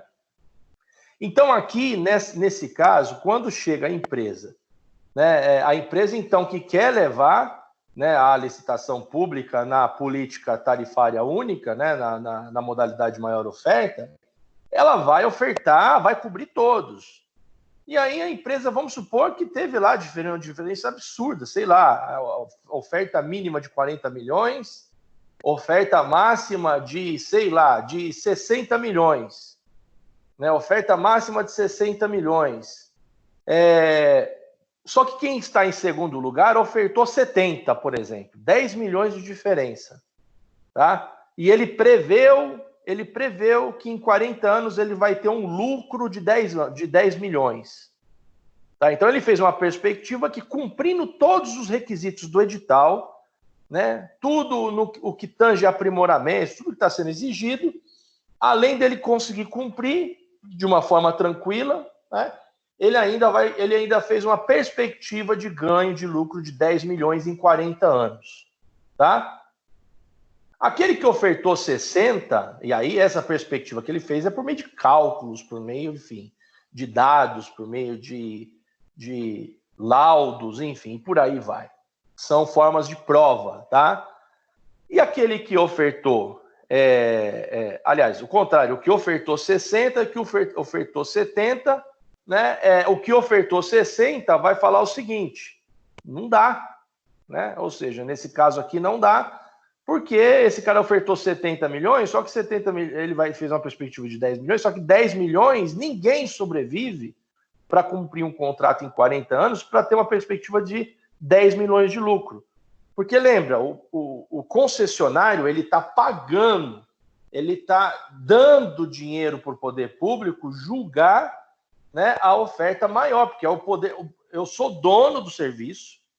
Isso eu acho que para alguns é tranquila essa explicação, né? Sem essa explicação, para outros eu preciso explicar. Então imagine o seguinte, eu sou dono dessa água, né, que é a concessão do transporte público, e eu estou ofertando, né? Ou seja, estou vendendo essa água, que é o transporte público, para as empresas. Ou seja, se eu estou vendendo, eu vou querer por ela o quê? O maior valor, que é o que acontece na política de tarifa única. O poder público vai declarar o vencedor aquele que ofertar o maior valor, porque aquele valor vai vir para os cofres públicos. Diferentemente do outro, que é pela menor tarifa. Então, o poder público vai, ou seja, o poder público está fazendo a concessão de um serviço cujo aquele que vai ser declarado da vencedora é aquele que ofertar a menor tarifa. É diferente aqui. E aí você tem, então, o primeiro e o segundo lugar. O primeiro lugar, 70, tá? O primeiro lugar, 70, o segundo lugar, 60. Quando é declarado, então, que o de 70, a empresa que ofertou 70 milhões pela concessão, quando ela é declarada vencedora, aí, em últimas etapas, dentro de um processo licitatório, e aqui é quando que ela declara, lembra? É no julgamento. Então, ela declara que essa é a maior oferta. O pregoeiro, ele abre, né? Ele abre prazo para recurso público. E é nesse recurso público que o segundo lugar fala, agora eu pego, agora eu derrubo ele. Porque é neste recurso público que o pregoeiro, que está em segundo lugar, ele manifesta a intenção do recurso e agora ele vai com o objetivo de derrubar o cara. Ele precisa derrubar, porque se ele derruba o cara, é ele que é o classificado, ele é o segundo lugar. E aqui é que ele vai levantar todas as provas possíveis e impossíveis para demonstrar com fundamentos que a oferta por aquele empresário, né, manifestada, ela é inexequível, que é um instituto muito assim, discutido em licitação pública. É inexequível, que daí vai explicar, olha, né, é impossível o empresário ter uma perspectiva de 10 milhões numa licitação de 40 anos sobreviver. Né? Das duas umas, ele vai ser declarado vencedor daqui tantos anos, ele não vai conseguir manter o contrato, vai ter que ser encerrado, ele vai ser penalizado e o poder público vai ter todo o gasto de novo de abrir nova licitação pública para concessão. Então, essa oferta não é vantajosa. Vantajosa é aquela oferta menor desde que se cumpra o total do tempo do contrato, porque o poder público gasta uma fortuna para realizar a licitação pública. Então, é nessa perspectiva que se demonstra, então, a inexequibilidade da oferta. Tá? Não obstante seja o maior valor que a administração pública, né, ia ter como contrapartida da delegação de serviço público, mas ela precisa aprender, lembra que eu falei da indisponibilidade do interesse público? Lá dos princípios que nós falamos, da indisponibilidade do interesse público, é na indisponibilidade do interesse público que se funda o dever do poder público desclassificar esse indivíduo, essa empresa que ofertou o valor, ainda que fosse da perspectiva financeira mais vantajoso, né? Financeira era uma proposta mais que chamou mais atenção, mas ela não é vantajosa e nem eficiente, porque ela vai vender agora, daqui menos de 40 anos, vai ter que se fazer nova concorrência, porque o cara não conseguiu se sustentar. É isso que o empresário de segundo lugar, em todas as formas de licitação pública, não é só em concessão, e é isso que a gente faz, por exemplo, a gente trabalha muito no meu escritório em licitação pública, né? Então a gente faz muito isso. Né, eu sempre falo que uma coisa é a empresa ter só a parte de do departamento comercial.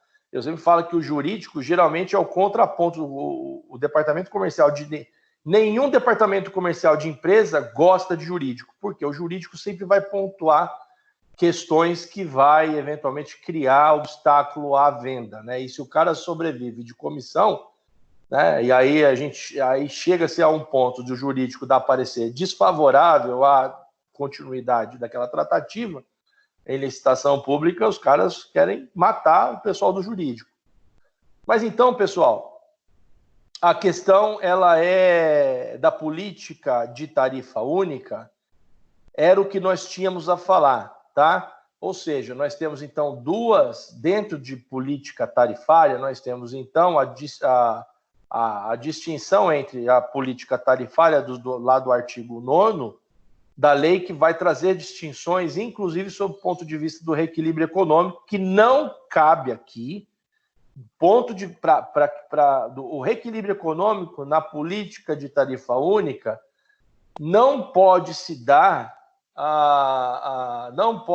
ou seja, não pode refletir o aumento da tarifa, né? Então, geralmente o que acontece, como eu falei, se há uma necessidade unilateral, ou seja, por uma pressão popular, tem que ter uma modificação, um aprimoramento naquele serviço público, que o poder público pode negociar quando for política de tarifa única, ou seja, negociar com o empresário para que o valor, ou seja, a diferença desse valor que se aprimorou, seja pago a esse empresário, inclusive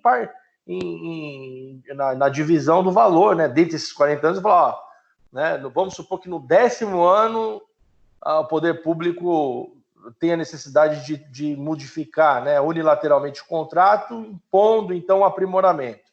O valor desse aprimoramento pode ser discutido, né, em parcelas no resto dos 30 anos. Né? Isso vai de acordo com, ou seja, né, aí precisa ser acordado entre o empresário. Ou, por exemplo, sei lá, nos últimos 10 anos. Mas isso não vai refletir, né, ou seja, isso não vai ser repassado para o usuário. Tá certo, pessoal? Era o que nós tínhamos a falar. Nossa aula, finalmente, de delegação de serviços públicos finalizou hoje. Né? A partir da semana que vem, nós passaremos a falar de ingresso, né, aos cargos públicos. Uma matéria de profunda importância. Aliás, toda matéria, né, em direito administrativo é de muita profunda importância. Mas nesse caso, nessas matérias, né, como nessa de delegação, ingresso, principalmente quem está estudando direito ou quem já participa de concurso público, né, as nossas próximas aulas só vai ser a respeito de analisar como que se dá o concurso público para cargos, para agentes públicos, né, servidores públicos, para empregados públicos, para cargos em comissão, direitos, deveres, enfim, obrigações, quando que se dá. Então, né, avisem aos colegas que participam aí de concurso público ou que querem participar de concurso público que as próximas serão nesse sentido. Tá certo, pessoal? Alguma dúvida, alguma questão a respeito da nossa aula? Abro aqui agora. Professor, Oi. Eu queria tirar uma dúvida, na verdade, se é para fazer as questões que estão no encontro 12. É para fazer, até sexta-feira. Tá, até sexta agora, dia 15? A gente tem então até sexta-feira. Tá bem fácil, porque é referente à nossa matéria, né, de delegação. Eu só me atentei a ela. Então tá verdadeiro ou falso, vê lá as questões lá, são 10 de verdadeiro e falso. E, por favor, né, se vocês puderem me ajudar repassem aí para os colegas, porque talvez a coordenadora, né, está fazendo um trabalho, um esforço enorme para informar, mas às vezes os colegas nem entram lá no grupo. Então, vocês que têm contato aí, informem aí os colegas, repassem isso daí, que até sexta-feira a gente precisa do questionamento respondido, tá? Tá ótimo, professor. Obrigada, viu? Nada. Alguém mais, pessoal? Alguma pergunta, dúvida? Alguma reclamação? A minha reclamação de internet vocês não estão tendo mais, né? Agora não trava mais, não fica... Pelo menos isso está tudo certo, me parece. Tá certo, pessoal? Então é isso. Ótimo. Então tá certo, então. Então ficamos por aqui. Obrigado pela presença de vocês. Estamos caminhando para o final do semestre, ainda que na pandemia, estamos vencendo todas as etapas aí, vocês são os guerreiros aí para se manter firme e forte aí nas aulas. Elogio de todos os professores aí, então parabéns aí a vocês. Tá? E aí, eu sempre falo, né, é importante vocês, né, a gente que está fazendo direito, só uma coisa de 1 minuto aqui, né, é importante a gente que está fazendo direito se atentar bastante quanto às discussões do país, né?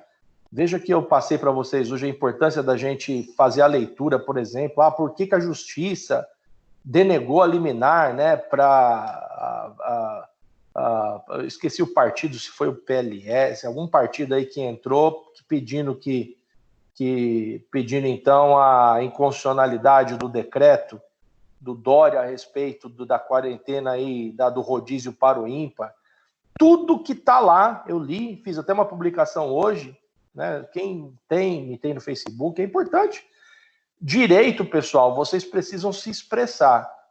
Né? Se expressar, eu sempre falo, e aí eu sempre aprendi com o professor, que direito não tem certo ou errado. Direito, tudo vai depender do teu ponto de vista, e se o seu ponto de vista for fundamentado, tá lá, né? Você precisa o quê? Você precisa sustentar o que você pensa. Mas também não pode ser inflexível a mudança.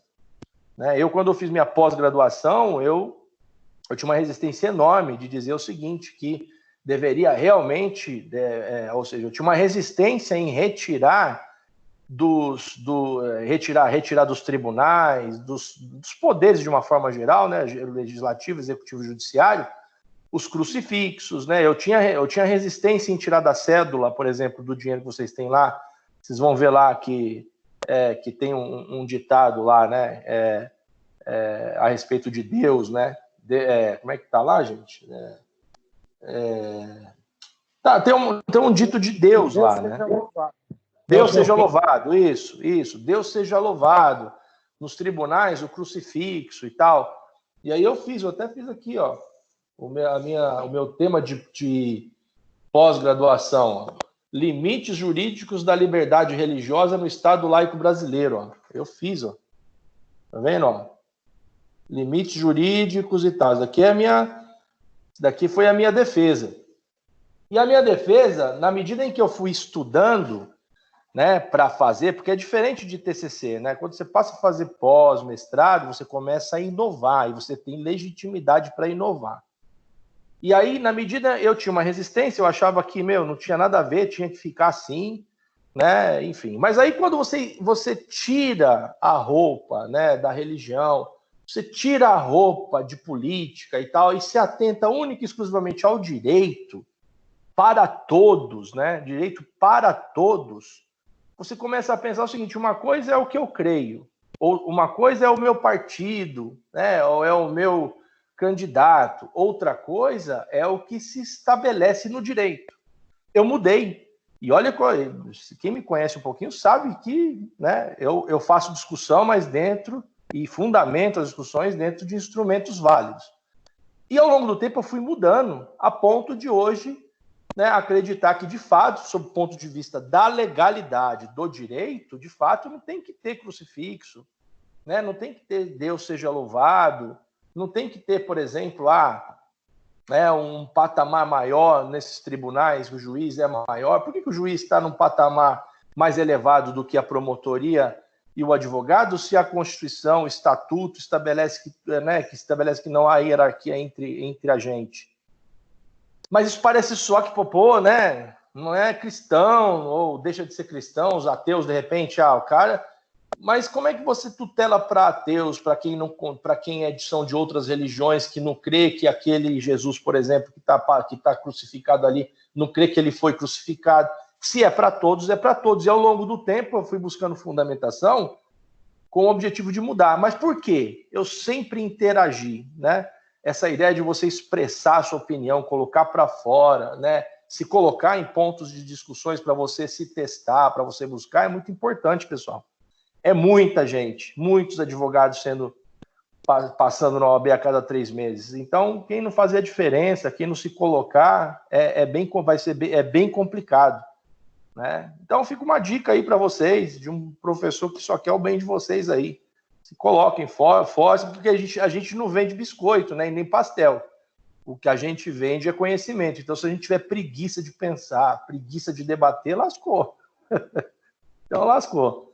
Então é isso, pessoal. Desculpa aí, mas é só uma colocação que eu acho de profunda importância e que talvez alguém que não goste de agora, lá no futuro, vai falar: caramba, o professor Robson tinha razão, né? Então é isso aí. Professor, Fale. dá uma ideia aí de um tema bom para TCC. Acabei de dar aqui, ó, esse tema de política tarifária, problema. Mas vocês estão em que semestre agora? Quais são os semestres aqui? Sexto? Sétimo? Quarto semestre. Quarto, do quarto, quinto em diante tem que... Eu não sei, ô Fraga, é o Fraga que perguntou, né? Isso. Ô Fraga, eu não sei, você precisa, na verdade, TCC... uma dica que eu dou, porque eu já fui orientador, e não foi de poucos não, de muitos alunos, já fui orientador na Unip. Qual a dica que eu dou, antes de você escolher qualquer tema? Não vai pelo tema, vai pela matéria que você pensa assim: caramba, eu acho que vai ser essa, vai ser esta área do direito que eu vou atuar, eu gosto de atuar, ainda que seja popular, se você fazer a diferença amanhã ou depois. É esta área do direito que eu vou ser popular, que eu quero atuar, é o que eu tenho afinidade. Mas quando você, antes um pouco de você tecer essa consideração, verifique primeiro se de fato essa área te dá dinheiro, né? Então, porque o que desestimula, às vezes, é você, de repente, gostar muito de uma área e você não tem nenhum acesso ou nenhuma possibilidade de acesso. Vou atuar no direito desportivo. Caramba, mas você está envolvido? Como é que é? Entende? Eu fui atuar em direito público porque eu já estava envolvido, eu já gostava, por isso que daí tem o resultado, né? O professor Robson interage pra caramba nas redes sociais. Por quê? Aí eu vou falar agora para vocês o porquê. Porque já desde o meu estágio para fazer ordem, para fazer o exame da ordem, eu já militava e já fazia parte de comissões na Ordem dos Advogados no que tange a desenvolvimento de cidadania, democracia. E um dos primordiais, né, no direito público, nesse aspecto de desenvolvimento de cidadania, democracia, república, é a conscientização do cidadão, que eu acho que vocês já me viram falar, né? Que é impossível alguém se intitular cidadão se ele não conhece minimamente seus direitos. Por mais que ele vá lá, esteja com o seu título regularizado e vote, ele está exercendo um ato da cidadania, mas ele não é cidadão porque ele não conhece sequer. Aliás, o voto dele foi motivado por outras questões que não foi, né, aquilo que de fato o cidadão buscaria num candidato, que é, por exemplo, sei lá, propostas, um exemplo. Não basta só propostas viáveis. E aí, por que o professor Robson às vezes interage? Né? Exatamente com esse objetivo, de conscientizar, de criar debates e tal, mas desde que tudo isso seja sadio. Então, Fraga, a dica é: procure isso, faça a análise, né, do ponto de vista financeiro, tem que fazer, tá?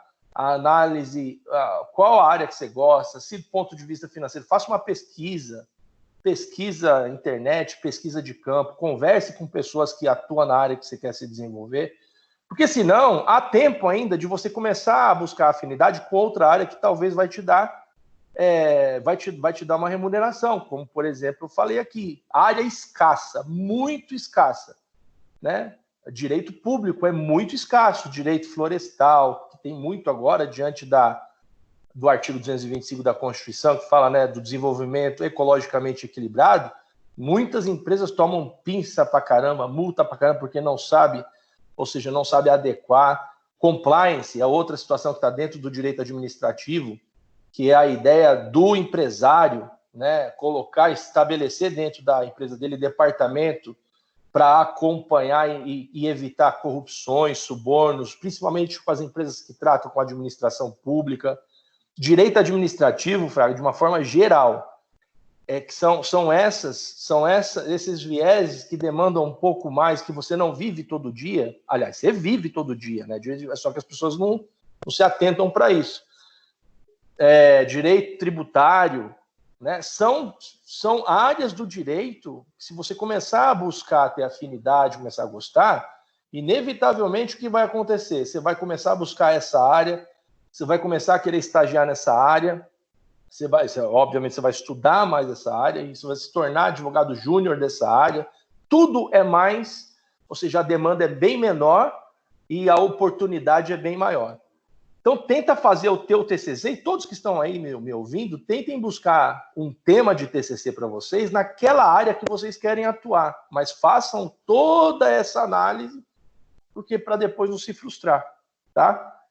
Então, é mais ou menos isso, Fraga. Não dá para falar um tema. Agora, se amanhã ou depois chegar, professor, a área do direito que eu quero atuar é isso, é essa. Aí eu tento, obviamente, a gente busca aí alguns temas bacanas, que os temas também têm que ser, ou seja, esses temas que geralmente vocês buscam para fazer TCC, eles precisam ser polemizados. De nada adianta você falar, eu vou falar, por exemplo, vou falar de direito de família. Tá bom, mas o que você vai falar de direito de família? Vou falar de direito de família, de prisão, prisão por não pagamento da pensão alimentícia. O TCC vai ser inócuo, porque você vai ter 1 milhão de artigos falando sobre isso. Nesse mesmo tema, o que seria um tema polemizado para fins de TCC? Eu vou falar de prisão por ausência de pagamento de pensão alimentícia para os casos que, em razão da atual jurisprudência que não permite prisão, por exemplo, não permite prisão pelo não pagamento da pensão alimentícia, sob a justificativa de que, como o cara vai pagar se ele está preso? Aí você trouxe um tema de direito familiar polemizado, em que você vai buscar no TCC todos os aspectos possíveis para inovar. Não é você que vai inovar. Porque se você inovar teu TCC, eu já cozinhei, já fritei nego que chegou lá e trouxe querendo inovar. Você não pode inovar em TCC. Mas você vai trazer todas as pesquisas e as considerações suas, aí você pode considerar, desde que você não modifique o mérito, referente sei lá, já tem decisão, inclusive proposta de lei, de vetar a possibilidade de prisão por inadimplência de pagamento de pensão alimentícia. Esse é um tema, por exemplo, que seria assim fantástico em direito de família. Porque qualquer outro tema, se não tem polêmica, seu TCC é inócuo. Entendeu? E assim você usa para todas as outras áreas do direito para fins de TCC. O tema tem que ser polemizado. Porque senão o TCC, mas não vai considerar? Até vai, mas vai ser uma coisa que não vai ter, por exemplo, finalidade nenhuma para um trabalho de conclusão de curso, entendeu?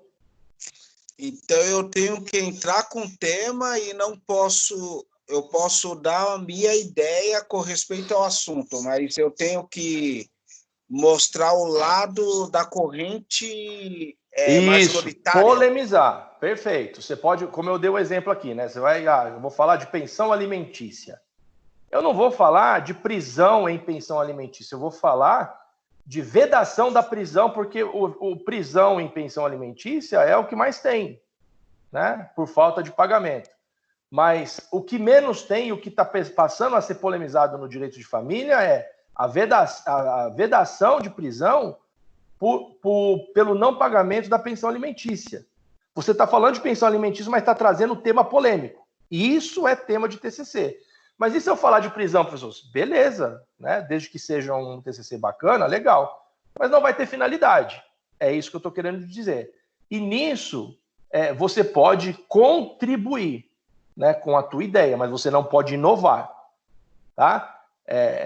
Suponhamos que não tivesse decisões referente à possibilidade da não prisão por inadimplemento de pensão alimentícia, e você falasse de prisão alimentícia dizendo, porque eu acho que talvez a prisão não deveria ocorrer porque o cara fica preso e não tem como ele pagar. Aí é um xizão do tamanho do mundo, porque você não pode inovar, tá? O que você pode é contribuir com a ideia.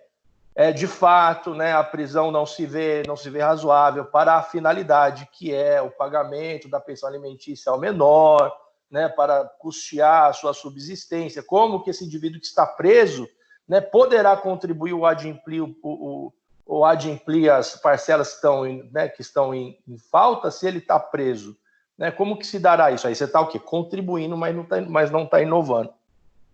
Para isso se dá o TCC. Você não pode inovar, contribuir e o principal, trazer um tema polemizado, né? E aí você tentar trazer todas as pesquisas possíveis sobre aquela polêmica e aí dizer ao final, né, até mesmo que se entende possivelmente essa mudança, né, no direito de família, certamente ela crescerá, ou seja, né, a doutrina certamente crescerá, a jurisprudência certamente crescerá, porque me parece razoável, uma vez que o indivíduo, né, preso não vai conseguir pagar a pensão alimentícia. Entendeu? Você não está inovando. Você está aqui contribuindo. É diferente. E para isso vocês fazem em todas as áreas do direito. Para isso que serve o TCC. Para que vocês tragam temas como esses. Certo? Ótimo, professor. Obrigado, hein? Então, beleza, gente. Uma boa noite para vocês. Fiquem com Deus aí. E nos falamos na próxima aula com o tema ingresso aos cargos públicos, tá bom? Um forte abraço para todos aí. Forte abraço, professor. Tchau, tchau. Tchau, tchau.